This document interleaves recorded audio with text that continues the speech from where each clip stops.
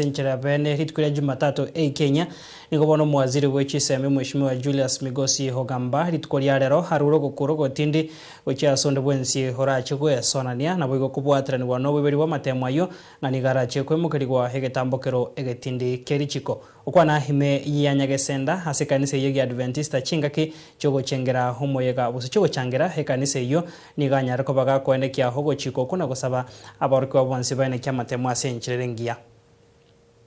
Watoto wetu wameanza kufanya mtihani wa 2025.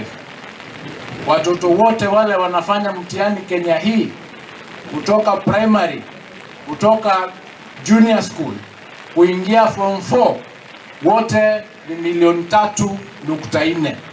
There are 3.4 million children doing exams in Kenya this year. Nataka kuomba watu wote wakiwa ndani yao, watoto, walimu, wazazi na watu wote ambao wanahusika katika ile maneno ya exams, tafadhali msikubali kufanya maneno ya malpractice kwa exam hii ya 2025. Msikubali kufanya maneno ya illegality yoyote ama irregularity yoyote katika kufanya exams ya mwaka huu.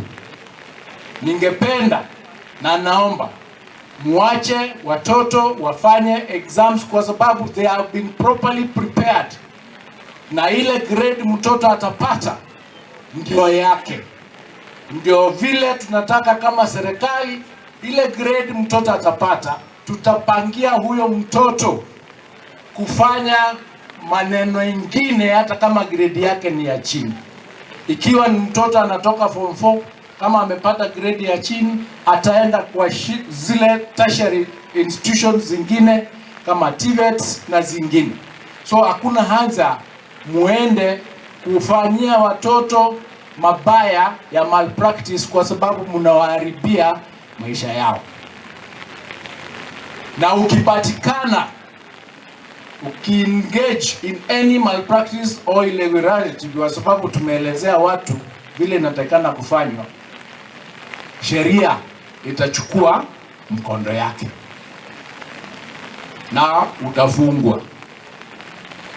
Na ukifungwa usikuje kulilia mtu yeyote, awe member of parliament, awe mtu yeyote, kusema umeonewa, kwa sababu ukishikwa hapo mahali umeshikwa ndio unaandikishwa statement ya kusema ni makosa gani umefanya.